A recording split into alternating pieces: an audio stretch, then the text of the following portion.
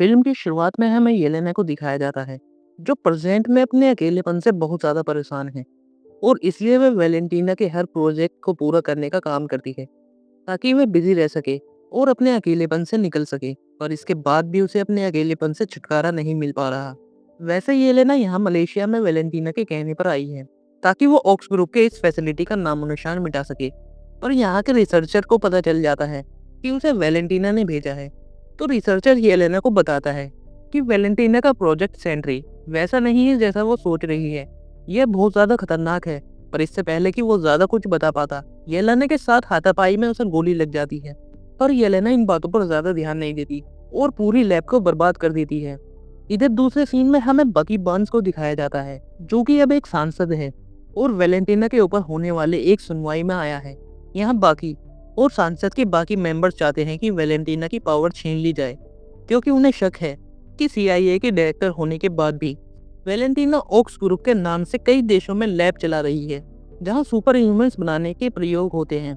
पर वैलेंटीना इन सभी इल्जामों को नकार देती है और इनडायरेक्टली उन्हें इंडिकेट भी करती है कि हाल ही में US के प्रेसिडेंट रेड हल्क में बदल गए थे और वैसे भी अब कोई एवेंजर्स नहीं आने वाला, इसलिए वह तैयारी कर रही है ताकि उनका देश इन खतरों से सही सलामत रहे। पर जूरी उसकी बात पर सहमत नहीं होते और वैलेंटीना के ऑक्स ग्रुप से जुड़ी सभी जगहों की छानबीन करने के ऑर्डर्स देते हैं। इधर येलेना अपने पिता एलेक्सी यानी रेड गार्डियन से मिलने जाती है, क्योंकि वह अब वैलेंटीना के लिए काम नहीं करना चाहती। पर रेड गार्डियन खुद भी इस काम से परेशान है, इसलिए वो ज्यादा येलेना की मदद नहीं कर पाता। तभी येलेना को वैलेंटीना का कॉल आता है। यहाँ वैलेंटीना येलेना को बताती है कि उसे ऑक्स ग्रुप के एक वेयर हाउस में जाना होगा। वहाँ घोस्ट कुछ डॉक्यूमेंट्स की चोरियां कर रही है।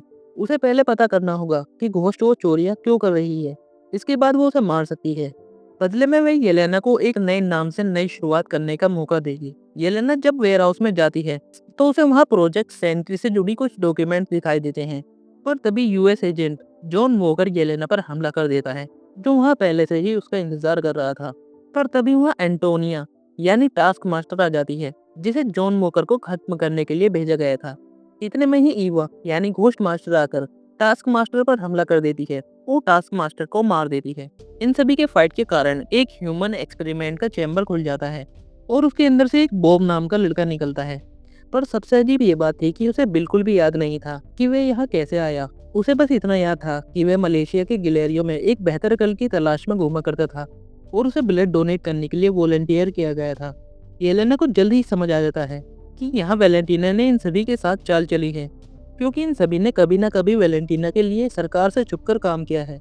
यानी वैलेंटीना अब ऑक्स ग्रुप के साथ साथ अपने सभी सबूतों को मिटाना चाहती है। और तभी वहाँ पर पूरा वेयरहाउस ऑटो लॉक हो जाता है। इधर एक मीटिंग में बकी वैलेंटीना के असिस्टेंट मेल से मदद मांगता है, ताकि वैलेंटीना के खिलाफ पक्के सबूत जमा कर सके। पर मेल उसका कोई जवाब नहीं देती और वहाँ से चली जाती है। इधर मेल वैलेंटीना को उन सभी की फुटेज दिखाती है और बताती है कि वे सभी वेयरहाउस में कैद हो गए हैं। यहाँ वैलेंटीना वेयरहाउस को फायर मोड पर डाल देती है, जिसे देखकर मेल डर जाती है। वैलेंटीना अपने आप को दुनिया की नजरों के सामने बेगुनाह दिखाना चाहती थी। इसके लिए वह हर हाल में ऑक्स ग्रुप के साथ साथ अपने सभी रिकॉर्ड्स को मिटाना चाहती थी। पर इधर ये लोग आपस में टीम बनाकर किसी तरह से इस लॉक चैम्बर से बाहर निकल जाते हैं। पर धमाके में येलेना का हाथ बॉब के हाथ पर टच हो जाता है और येलेना को अपने पास के बुरे विजन आने लगते हैं। इधर मेल और वैलेंटीना ये सब देख लेती है। यहाँ पर वैलेंटीना की नज़र बॉब पर पड़ती है, क्योंकि उसे भी नहीं पता था कि ये वेयरहाउस में कैसे पहुंचा। इसलिए वो वहाँ पर अपनी टीम भेजती है, ताकि उसकी टीम वहाँ पर मौजूद हर सबूत के साथ साथ उन सभी को खत्म कर दे। और वह खुद भी वहाँ जाने का फैसला करती है। पर एलेक्सी यानी रेड गार्डियन, जो कि उनकी कार का ड्राइवर बनकर अंदर ही था, वो उनकी बात सुन लेता है। इधर मेल को भी वैलेंटीना का यह रूप डरा रहा था, इसलिए वह बाकी को कॉल करती है और मेल की लोकेशन ट्रैक करने को कहती है। रास्ते में वैलेंटीना को पता चल जाता है कि बॉब का असली नाम रॉबर्ट है, जो सेंट्री प्रोजेक्ट में वॉलंटियर किया गया था। पर लगातार असफल होने के कारण वैलेंटीना ने इस प्रोजेक्ट से जुड़े सभी लोगों को खत्म करवा दिया था। पर अगर रोबोट यानी बॉब अभी भी जिंदा है, तो इसका मतलब है कि बॉब पर किए गए एक्सपेरिमेंट कामयाब हुए थे। इधर ये लोग किसी तरह से फैसिलिटी के टॉप पर आ जाते हैं। पर इसी दौरान जब वॉकर भी बॉब का हाथ पकड़ता है, तो उसे भी अपने पुराने बुरे दिन के विजन आने लगते हैं, जिससे वह थोड़ा घबरा जाता है। पर तभी उन्हें पता चलता है कि वैलेंटीना की टीम वहां पर उनका सफाया करने के लिए पहुंच चुकी है, इसलिए वह सभी मिलकर उनसे लड़ने का फैसला करते हैं। पर जल्द ही एलेना और वॉकर को समझ आ जाता है कि टास्क टीम की संख्या बहुत ज्यादा है और वैलेंटीना भी यहाँ पर पहुंच चुकी है। पर तभी गोस्ट उनके पास एक टास्क टीम की जीप लेकर आती है, जिसकी मदद से वे यहाँ से निकलने की कोशिश करते हैं, पर चेक पोस्ट पर वे पकड़े जाते हैं। कोई रास्ता न होने पर बॉब टास्क टीम का ध्यान बटाने के लिए जीप से बाहर कूद जाता है और हवा में फायरिंग चालू कर देता है, जिससे टास्क टीम बॉब को गोलियों से छल्ली कर देती है। और येलेना, वोकर और ईवा ये देखकर दुखी हो जाते हैं, पर उन्हें वहां से जाना पड़ता है। पर बॉब वापस से खड़ा हो जाता है, क्योंकि उसे इस हमले से एक भी खरोच नहीं आती। पर तभी अचानक बॉब के अंदर नई ताकतें आ जाती हैं और वह गोली की रफ्तार से आसमान में उड़ने लगता है।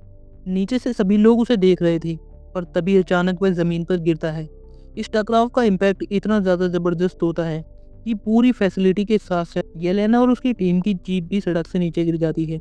येलेना को यहाँ वोकर से पता चलता है कि वैलेंटीना कई सालों से ऐसे ही प्रोजेक्ट पर काम कर रही थी, जिसे ऑक्स ग्रुप के द्वारा ह्यूमर पर प्रयोग किए जाते थे। पर उन्हें ये पता नहीं था कि वह ऐसा कुछ बना देगी जिसमें इतनी ज्यादा शक्ति हो। इधर दूसरी सुबह वैलेंटीना मेल को बताती है कि बॉब का जो अभी बेहोश है उसे जल्द से जल्द न्यूयॉर्क के उस नई वाली बिल्डिंग में भेज दे, क्योंकि वहां उसे कोई नहीं ढूंढ सकता। ये वही बिल्डिंग थी जो पहले अवेंजर्स टावर हुआ करती थी, और अब वैलेंटीना की वॉच टावर है। इधर येलेना बाकी दोनों के साथ आगे बढ़ती है, पर तभी वहां पर एलेक्सी आ जाता है। वह बताता है कि कैसे उसने वैलेंटीना की कार के ड्राइवर बनकर ऑक्स ग्रुप के वेयरहाउस का पता लगाया है। पर तभी वहां पर वैलेंटीना की टीम की बाकी लोग उन पर हमला कर देते हैं। पर तभी वहां पर बाकी बंस भी आ जाता है और एक एक करके वह उनकी सभी जीप्स को बर्बाद कर देता है। येलेना और एलेक्सी के साथ वोकर और ईवा को भी लगता है कि बाकी यहाँ पर उनकी मदद करने के लिए आया है, पर तभी बाकी उन पर भी फायर करता है, जिससे उनकी कार पलट जाती है। इधर दूसरी तरफ मेल को बॉब के रिकॉर्ड से पता चलता है कि बॉब असल में एक नशे का आदी था और पहले से मानसिक रूप से बीमार इंसान था, जो जानलेवा अग्रेशन का भी शिकार था। उसने अपनी लाइफ में कई बुरे दिन देखे हैं। मेल वैलेंटीना को आगाह करती है कि ऐसे इंसान के पास इतनी ताकत होना बहुत ज्यादा खतरनाक हो सकता है। मगर वैलेंटीना मेल की बात को अनसुना कर देती है और बॉब से मिलने चली जाती है और उसका ब्रेन वॉश करने लगती है। यहाँ वैलेंटीना जैसे ही बॉब के हाथ को छूती है तो उसे भी अपने बुरे दिन के विजन दिखाई देने लगते हैं कि कैसे उसके पिता की मौत हुई थी, जिससे वैलेंटीना बहुत ज्यादा घबरा जाती है। इसलिए वे जल्द से जल्द एक प्रेस मीटिंग बुलाकर बॉब को पूरी दुनिया के सामने वैलेंटीना का नया क्रिएशन दिखाने का फैसला करती है।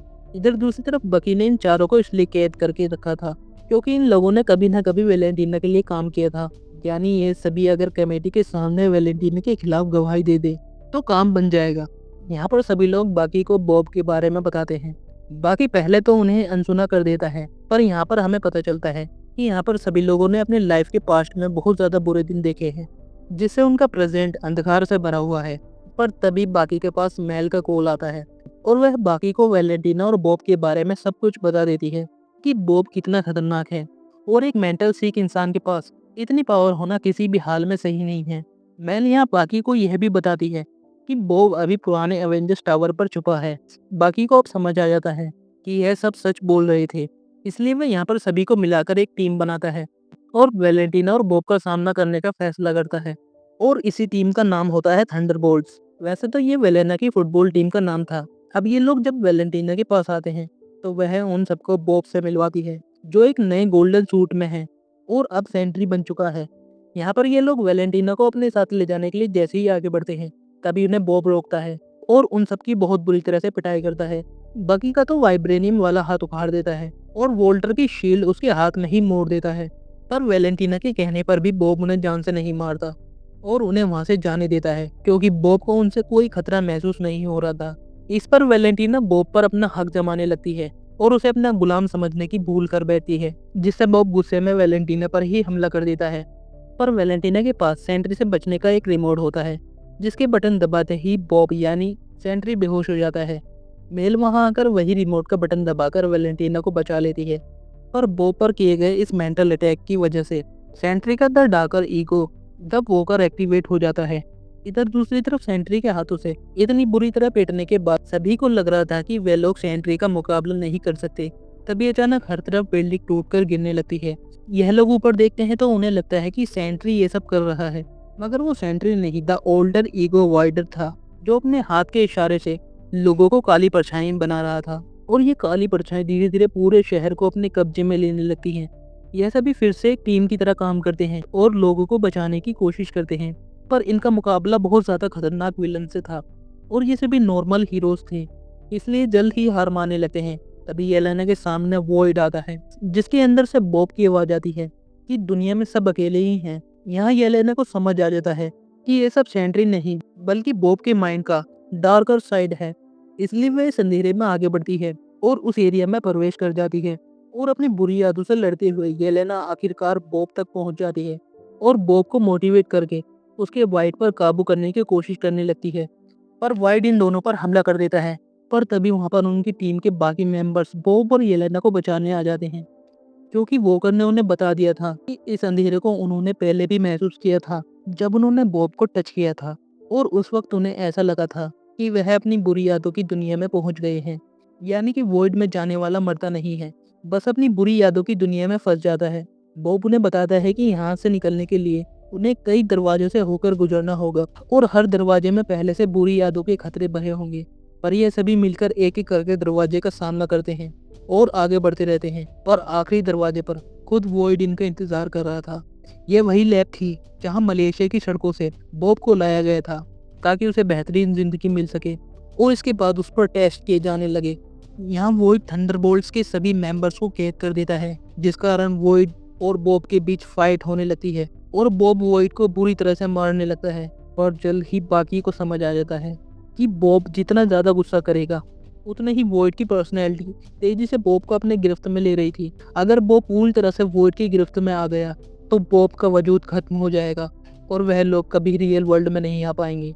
इसलिए सभी किसी तरह से अपने आप को आज़ाद कर लेते हैं और बॉब के पास जाते हैं और उसे वॉइड से दूर कर देते हैं, जिससे कि बॉब नॉर्मल हो जाता है और वह सभी रियल वर्ल्ड में आ जाते हैं। मगर बॉब को अब कुछ भी याद नहीं था। इधर वैलेंटीना अपना भेद खुलते हुए देखकर वहां मौजूद प्रेस के सामने थंडरबोल्ट्स को द न्यू एवेंजर्स के नाम से प्रेजेंट करती है, यह अनाउंस करते हुए कि वे कई सालों से इसी टीम पर काम कर रही थी। यह सभी लोग ये सुनकर काफ़ी हैरान हो जाते हैं। फिल्म के आखिरी सीन में हमें दिखाया जाता है कि ये लोग द एवेंजर्स टावर में हैं। तभी इन्हें सिग्नल्स मिलते हैं और इन्हें फैंटास्टिक फोर का शिप नजर आता है। यहीं पर ये फिल्म खत्म हो जाती है। आई होप आपको ये वीडियो अच्छी लगी होगी।